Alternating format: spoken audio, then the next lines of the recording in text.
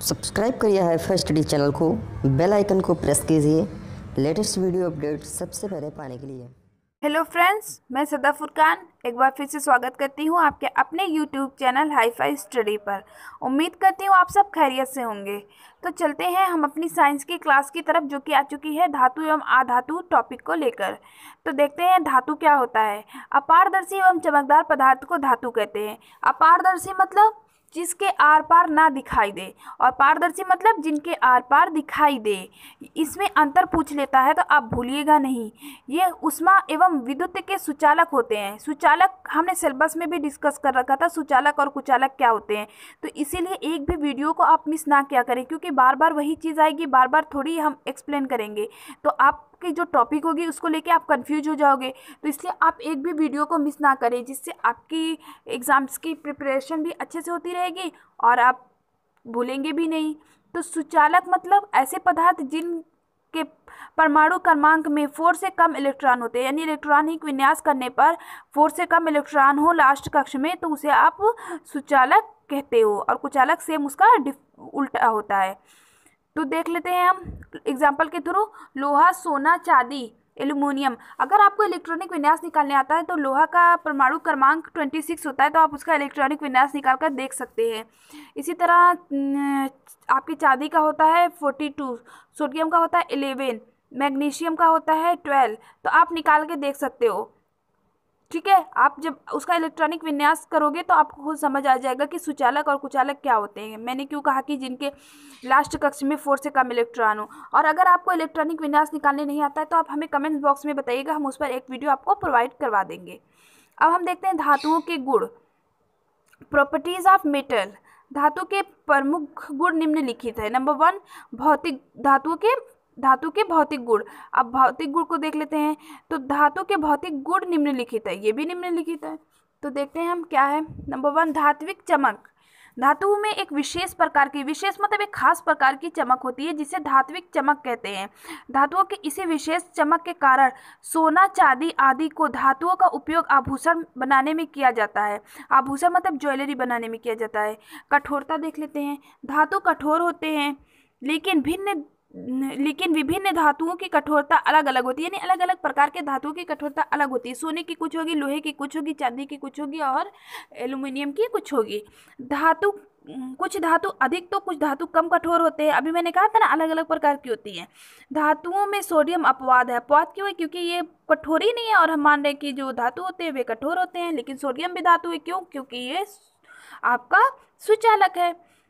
तो देखते हैं, सोडियम धातु अति मुलायम होता है, इसे चाकू से आसानी से काटा जा सकता है। कठोरता के कारण ही लोहे का उपयोग पुलों के गर्टर, रेल लाइन, रेल डिब्बे और लिंटल आदि बनाने में उपयोग किया जाता है। क्रियाकलाप के द्वारा हम देखते हैं। सर्वप्रथम एक सोडियम का टुकड़ा लें, अब उसे अच्छी तरह से सुखा लें। इस सोडियम के टुकड़े को चाकू से काटें। क्या देखते हैं? सोडियम धातु का टुकड़ा आसानी से कट जाता है। इसी प्रकार अब एक लोहे या तांबे का टुकड़ा लें तथा चाकू से काटें। क्या देखते हैं? तांबे या लोहे का टुकड़ा चाकू से आसानी से नहीं कटता है। जाहिर सी बात है, अभी हमने कहा था सोडियम मुलायम होता है तो वह कट गया, पर लोहा और तांबा थोड़ी आपका मुलायम होता है जो आसानी से कट जाएगा। अतः इससे यह निष्कर्ष निकलता है कि धातुएं प्रायः कठोर होते हैं, जिन्हें काटना कठिन होता है।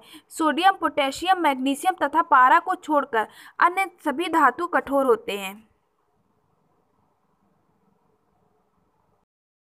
आघात वर्धनीयता। धातु आघात वर्धनीय होते हैं। धातु के इसी गुण के कारण धातु को पीटकर पतले चादर में बदला जा सकता है। जैसे लोहे का उपयोग, एग्जाम्पल ले लेते हैं। लोहे का उपयोग कार तथा अन्य गाड़ियों की बॉडी बनाने के काम में आता है। सोना, चांदी आदि धातुओं के पतले शीट बनाकर उनका उपयोग आभूषण बनाने के काम में आता है। सोना तथा चांदी सबसे ज़्यादा आघात वर्धनीय धातु होते हैं। अब हम देखते हैं हमारे क्रियाकलाप के द्वारा। तो क्रियाकलाप 2 में देखते हैं। सर्वप्रथम एक लोहा या एल्युमिनियम का टुकड़ा लेकर उसे हथौड़े से पीटते हैं। क्या देखते हैं? एल्युमिनियम या लोहे के टुकड़े की चौड़ाई पहले की अपेक्षा कम होती जाती है। जाहिर सी बात है, जब हम लंबाई में उसको खींचेंगे तो उसकी चौड़ाई कम ही होगी ना। तो धातु पर आघात करने या पीटने पर वह चादरों के रूप में परिवर्तित हो जाने के गुण को आघात वर्धनीयता कहते हैं। सोना तथा चांदी में आघात वर्धनीयता का गुण अधिक होता है। 1 ग्राम सोना के लगभग 2 किलोमीटर लंबा तार बना सकते हैं। अब हम देखते हैं एक अपनी इजी सी लैंग्वेज में क्या बोलेंगे। किसी पदार्थ को दबाने पर विकृत होकर दाब लंबवत दिशा में फैलने के गुण को आघात वर्धनीयता कहलाते हैं। आघात वर्धनीयता पदार्थ को हथौड़े से पीटकर या बेलकर आसानी से चिपटे या किसी अन्य शेप में कन्वर्ट करने को आप आघात वर्धनी कहते हैं। ठीक है, इतना आ गया होगा, उम्मीद करती हूँ समझ में, क्रियाकलाप के द्वारा भी। तो अब हम पॉइंट नंबर 4 देखते हैं, लचीलापन। धातुएं लचीली होती हैं, ये तो हम सभी को पता है, इसीलिए तो हम उसे कोई भी शेप दे सकते हैं ना, मोड़ तोड़ के। तो तथा धातुओं के इस गुण को लचीलापन कहा जाता है। धातु के इस गुण के कारण धातुओं को खींचकर पतले तार में बदला जा सकता है, यह बदला जाता है। धातुओं के इस गुण के कारण एल्युमिनियम, तांबा आदि का उपयोग बिजली के तार बनाने तथा लोहे का उपयोग क्रैन पुल आदि के लिए मोटे तार बनाने में काम आता है। सोना सबसे अधिक लचीला धातु होता है। अगर एग्जाम में आपके पूछे सबसे अधिक लचीला धातु कौन सा धातु होता है, तो सोना सबसे अधिक लचीला धातु होता है। या एग्जाम्पल में आपके बहुविकल्पी में दे दे कि सबसे लचीला धातु कौन सा है, तो आप सोना अगर है आपके एग्जाम्पल में तो आप उसे टिक कर दीजिएगा। बिजली तथा ऊष्मा का सुचालक। धातुएं बिजली तथा ऊष्मा की सुचालक होती हैं। सुचालक क्या होती है, मैंने ऊपर आपको बताया हुआ है। अब यहाँ ऊष्मा का सुचालक, ये अलग चीज़ हो जाती है। धातुओं के बिजली के सुचालक होने के कारण एल्युमिनियम तथा कॉपर का उपयोग बिजली के तार बनाने में होता है। धातुएं ऊष्मा के सुचालक होने के कारण एल्युमिनियम, तांबे आदि का उपयोग खाना पकाने के बर्तनों में होता है। अब क्रियाकलाप के द्वारा हम देखते हैं, एक टार्च के बल्ब को चित्र नंबर 2.1 में आप देख सकते हो कि भांति तांबे के तार की सहायता से बैटरी में संयोजित कर देते हैं। संयोजित मतलब जोड़ देते हैं, तो क्या देखते हैं, टार्च का बल्ब प्रकाशित हो जाता है।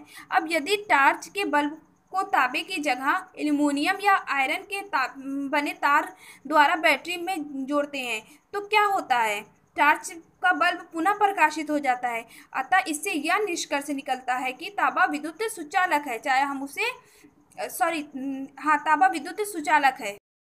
क्रियाकलाप नंबर 4, जब किसी लोहे के छड़ के एक सिरे को हाथ से पकड़कर दूसरे सिरे को गर्म करते हैं तो कुछ समय बाद क्या होता है, लोहे का दूसरा सिरा भी गर्म हो जाता है। अब इसी क्रिया को एल्युमिनियम या तांबे के या जिंक के बने छड़ के साथ दोहराते हैं, इनमें भी छड़ के दूसरे सिरे गर्म हो जाता है। इससे यह निष्कर्ष निकलता है कि धातुओं में ऊष्मा चालकता के गुण होते हैं। अनुनादी। धातुओं को पीटने पर विशेष प्रकार की आवाज आती है। धातुओं के इस गुण के कारण धातुओं का उपयोग घंटी, वाद्य यंत्र के तार आदि बनाने में होता है, अर्थात इस गुण को धातुओं की अनुनादी कहते हैं। अब देखते हैं भौतिक अवस्था। धातु सामान्य ताप पर ठोस अवस्था में होता है। समान ताप मतलब रूम टेम्परेचर में, ये जो हम बोलते हैं ना हमारा रूम टेम्परेचर, तो उसमें ये ठोस अवस्था में होता है। हमने ऊपर पढ़ रखा था कि कठोर होते हैं, तो ठोस अवस्था मतलब कठोर चीज़ें ही तो आपकी ठोस अवस्था में होती हैं। हमारी जो पदार्थ होते हैं 3 अवस्था में होते हैं, ठोस, द्रव और क्या होते हैं, ये आप मुझे कमेंट्स करके बताना, मैं नहीं बताऊंगी कि वो गैस अवस्था होती है। ठीक है, केवल पारा ही एक ऐसा धातु है जो सामान्य तापमान पर द्रव अवस्था में रहता है। अब हम देख लेते हैं हमारा 8 नंबर पॉइंट क्या है, गलनांक तथा क्वथनांक बिंदु। धातुओं का गलनांक तथा क्वथनांक बिंदु बहुत ज़्यादा होता है, लेकिन गैलियम धातु का गलनांक बिंदु काफ़ी कम होता है। गैलियम तथा सेस्मियम धातु का गलनांक इतना कम होता है कि इन्हें रखने पर सामान्य ताप पर भी ये गल जाता है, यानी रूम टेम्परेचर में भी ये गल जाता है। गल कर किस अवस्था में जाता है आप मुझे बताइएगा ज़रूर। धातुओं के रासायनिक गुण। धातुओं के रासायनिक गुण निम्नलिखित हैं। ठीक है, नंबर 1 देखते हैं, ऑक्सीजन से अभिक्रिया। धातुओं ऑक्सीजन से क्रिया करके ऑक्साइड बनाती हैं। कैसे देख लेते हैं एग्जाम्पल में, जैसे 2MgO + O2 एरो 2MgO अब देखते हैं उपयुक्त रासायनिक अभिक्रिया में मैग्नीशियम की ऑक्सीजन से क्रिया कराने पर मैग्नीशियम ऑक्साइड प्राप्त होता है, यानी कि 2MgO मैग्नीशियम ऑक्साइड इसका रासायनिक नेम हो जाएगा। सोडियम तथा पोटेशियम कमरे के सामान्य ताप पर क्रिया करके ऑक्साइड बनाती हैं। सोडियम तथा पोटेशियम के अधिक क्रियाशील होने के कारण इन्हें ऑक्सीजन से बचाने के लिए इसको केरोसिन में रखा जाता है। अच्छा, आपको पता है जब मैग्नीशियम की पट्टिका को हवा में जलाते हैं, जब मैग्नीशियम की पट्टी को हम हवा में जलाते हैं, तब मैग्नीशियम का हवा में जो मौजूद ऑक्सीजन होता है, क्योंकि हवा में तो बहुत सारी गैसें होती हैं, तो जो ऑक्सीजन गैस होती है उससे सीधा संयोग मिलता है, तब जाके आपका मैग्नीशियम ऑक्साइड बनता है। लेकिन हमारा जो सोडियम और पोटेशियम है वो काफ़ी क्रियाशील होता है ऑक्सीजन के साथ, इसलिए ऑक्सीजन से बचाने के लिए इसे हमें केरोसिन में डुबा के रखना पड़ता है। अब हम देखते हैं जल के साथ अभिक्रिया। धातु जल के साथ क्रिया कर हाइड्रो ऑक्साइड या हाइड्रोजन बनाती हैं। जैसे आप एग्जाम्पल में देख सकते हो कि 2Na+ 2H2O arrow 2NaOH + 2H2। उपयुक्त रासायनिक अभिक्रियाओं में सोडियम की जल से अभिक्रिया होने पर सोडियम हाइड्रोक्साइड तथा हाइड्रोजन बनती हैं। अब हम जैसे देखते हैं नेक्स्ट हमारा एग्जांपल आप देख लीजिएगा, ठीक है। हम क्रियाकलाप नंबर 5 देखते हैं क्या है। सर्वप्रथम एक कांच का बर्तन में पानी लें, उस पानी के बर्तन में सोडियम धातु के एक टुकड़े को अनुसार डाल दें, एक टुकड़े के अनुसार डाल दें। क्या दिखाई देता है? सोडियम का टुकड़ा पानी की सतह पर तीव्र गति से इधर उधर घूम रहा हुआ दिखाई देता है, ठीक है। अब सोडियम को केरोसिन में रखा जाता है क्योंकि यह अत्यंत तीव्र होने के कारण वायु से संपर्क में आते ही सोडियम ऑक्साइड बन लेता है, ठीक है, या फिर सोडियम ऑक्साइड बना लेता है, जैसे कि आप यहाँ देख सकते हो चित्रों के द्वारा। थर्ड पॉइंट है हमारा अम्ल के साथ अभिक्रिया, ठीक है। अब अम्ल क्या होता है, आप मुझे कमेंट्स में बताइएगा कि इसकी डिफिनेशन क्या होती है अम्ल की, क्योंकि आप लोगों ने 9, 10 में पढ़ रखा है अम्ल और क्षार। तो हम देखते हैं, सर्वप्रथम एक परखनली लेते हैं। इस परखनली में एक रवेदार जस्ता का टुकड़ा और 10 मिली तनु हाइड्रोलिक अम्ल डालते हैं। उपयुक्त क्रिया करने पर क्या देखते हैं? परखनली में रंगहीन तथा गंधहीन गैस बुलबुले के रूप में निकलती है।